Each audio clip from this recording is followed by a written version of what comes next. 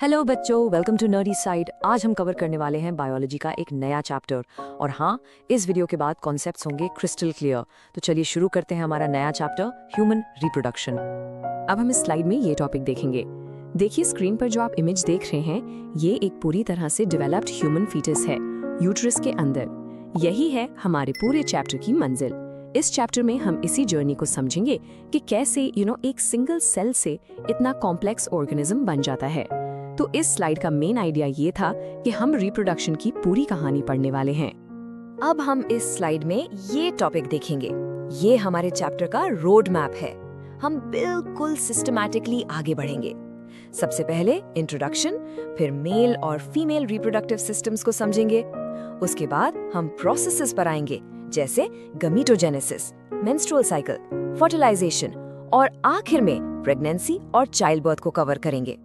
तो इस स्लाइड का मेन आइडिया ये था कि आपको चैप्टर का स्ट्रक्चर पता चल जाए। अब हम इस स्लाइड में ये टॉपिक देखेंगे।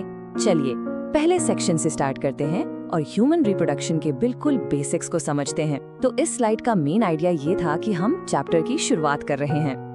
अब हम इस स्लाइड में ये टॉपिक देखेंगे। देखो बच्चों, रिप्रोडक्शन एक सिंगल इवेंट नहीं बल्कि एक सीरीज ऑफ इवेंट्स है। ये हैं रिप्रोडक्शन के मेजर इवेंट्स। सबसे पहले गमीटोजेनेसिस यानी गैमीट्स का बनना, स्पर्म और ओवम। फिर इंसेमिनेशन, जिसमें स्पर्म फीमेल बॉडी में ट्रांसफर होता है। इसके बाद होता है फर्टिलाइजेशन यानी इन गैमीट्स का फ्यूजन, जिससे जाइगोट बनता है। फिर वो जाइगोट यूट्रस की दीवार से जुड़ता है, जिसे कहते हैं इम्प्लांटेशन। इसके बाद 9 महीने का जेस्टेशन पीरियड यानी एम्ब्रियोनिक डेवलपमेंट और आखिर में पार्ट्यूरेशन यानी चाइल्ड बर्थ।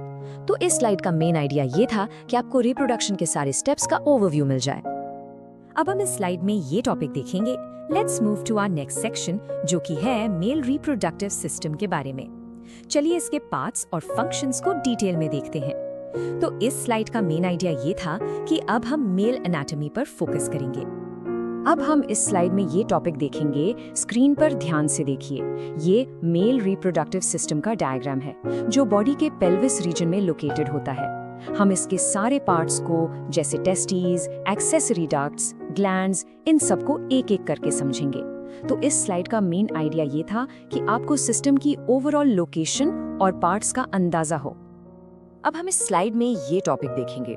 यहाँ हम बात कर रहे हैं प्राइमरी मेल सेक्स ऑर्गन की, यानी टेस्टीज। ये बॉडी के बाहर, एब्डोमिनल कैविटी के बाहर एक पाउच में होते हैं, जिसे स्क्रोटम कहते हैं। अब सवाल उठता है, ऐसा क्यों? क्योंकि स्पर्मेटोजेनेसिस यानी स्पर्म फॉर्मेशन के लिए नॉर्मल बॉडी टेम्परेचर से 2 से 2.5 डिग्री सेल्सियस कम टेम्परेचर चाहिए। एग्जाम में स्क्रोटम का फंक्शन डायरेक्ट क्वेश्चन आता है, इसे मार्क कर लीजिए। टेस्टिस के अंदर लगभग 250 कंपार्टमेंट्स होते हैं, जिन्हें टेस्टिकुलर लोब्यूल्स कहते हैं। और इन्हीं के अंदर 1 से 3 कॉइल्ड सेमिनिफेरस ट्यूब्यूल्स होते हैं, जहां एक्चुअली स्पर्म्स बनते हैं। तो इस स्लाइड का मेन आइडिया ये था कि टेस्टिस का स्ट्रक्चर और फंक्शन क्लियर हो। अब हम इस स्लाइड में ये टॉपिक देखेंगे। बच्चों, ये डायग्राम बहुत इंपॉर्टेंट है। ये सेमिनिफेरस ट्यूब्यूल का क्रॉस सेक्शन है। इसमें 2 इंपॉर्टेंट सेल्स हैं। एक है मेल जर्म सेल्स, जिनको स्पर्मेटोगोनिया भी कहते हैं। ये आगे जाकर स्पर्म बनाते हैं। और दूसरे हैं सर्टोली सेल्स। सोचो, ये नर्स सेल्स हैं जो डेवलपिंग स्पर्म्स को न्यूट्रिशन प्रोवाइड करते हैं। अब ट्यूब्यूल्स के बाहर जो स्पेस है, वहां होते हैं लेडिक सेल्स, जिनका काम है एंड्रोजेंस यानी मेल हार्मोन्स बनाना। तो इस स्लाइड का मेन आइडिया ये था कि आपको स्पर्म प्रोडक्शन की एक्चुअल साइट का इंटरनल स्ट्रक्चर समझ आए। अब हम इस स्लाइड में ये टॉपिक देखेंगे। यहाँ हम स्पर्म के ट्रैवल पाथ को समझ रहे हैं। ये सीक्वेंस इंपॉर्टेंट है। रेटिटेस्टिस से वासा एफरेंशिया, फिर एपिडिडाइमिस, फिर वास डेफरेंस और आगे। इस सफर में accessory glands, seminal vesicles, prostate और बल्बो यूरेथ्रल ग्लैंड्स अपने सिक्रीशंस ऐड करते हैं। इन सिक्रीशंस को मिलाकर कहते हैं सेमिनल प्लाज्मा। ये फ्रक्टोज, कैल्शियम और एंजाइम से रिच होता है।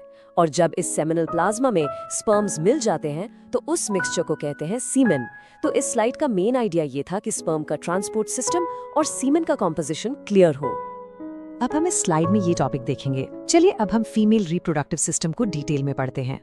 तो इस स्लाइड का मेन आइडिया ये था कि हम अगले मेजर टॉपिक पर मूव कर रहे हैं।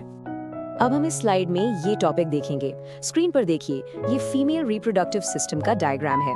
इसमें आपको ओवरीज, ओविडक्ट्स, जिनको फलोपियन ट्यूब्स भी कहते हैं, यूट्रस, सर्विक्स और वजाइना, ये सारे पार्ट्स दिख रहे हैं। तो इस स्लाइड का मेन आइडिया ये था कि आपको फीमेल सिस्टम के सभी ऑर्गन्स की पोजीशन पता चले। अब हम इस स्लाइड में ये टॉपिक देखेंगे। यहाँ हम मुख्य ऑर्गन्स को समझ रहे हैं। Ovaries primary female sex organs हैं जो ओवियम और हार्मोन्स बनाती हैं। फिर है ओविडक्ट या फैलोपियन ट्यूब। इसके पार्ट्स हैं इनफंडिबुलम, एम्पुला और इस्थमिस। याद रखिए, एम्पुला ही वो जगह है जहाँ फर्टिलाइजेशन होता है। फिर है यूट्रस यानी वूम। इसकी दीवार की 3 लेयर्स हैं। सबसे बाहर पेरीमेट्रियम, बीच में मस्क्यूला मायोमेट्रियम और सबसे अंदर एंडोमेट्रियम। एंडोमेट्रियम की साइक्लिक चेंजेस मेंस्ट्रुअल साइकिल के लिए बहुत इंपॉर्टेंट है। तो इस स्लाइड का मेन आइडिया ये था कि इन 3 मुख्य ऑर्गन्स की डिटेल्स क्लियर हो जाएं। अब हम इस स्लाइड में ये टॉपिक देखेंगे। ये मैमरी ग्लैंड का स्ट्रक्चर है जिसमें 15 से 20 मैमरी लोब्स होते हैं। इनके अंदर होते हैं एल्वियोलाई जो मिल्क सिक्रीट करते हैं। फिर ये मिल्क डक्ट से होता हुआ निप्पल से बाहर आता है। तो इस स्लाइड का मेन आइडिया ये था कि आपको मिल्क प्रोडक्शन और सिक्रीशन का पाथवे समझ आए। अब हम इस स्लाइड में ये टॉपिक देखेंगे। अब हम चैप्टर के सबसे क्रूशियल पार्ट पर आ गए हैं, गैमीट फॉर्मेशन और मेंस्ट्रुअल साइकिल। ये कॉन्सेप्ट थोड़ा कंफ्यूजिंग लग सकता है, पर ध्यान से सुनिएगा। तो इस स्लाइड का मेन आइडिया ये था कि अब हम फिजियोलॉजिकल प्रोसेसेस को समझेंगे। अब हम इस स्लाइड में ये टॉपिक देखेंगे। एग्जाम में यहाँ से डायरेक्ट डिफरेंस बेस्ड क्वेश्चन आता है। मेल में स्पर्म फॉर्मेशन यानी स्पर्मेटोजेनेसिस प्यूबर्टी पर शुरू होती है और कंटिन्यूअस चलती है, जिससे 4 इक्वल स्पर्म्स बनते हैं।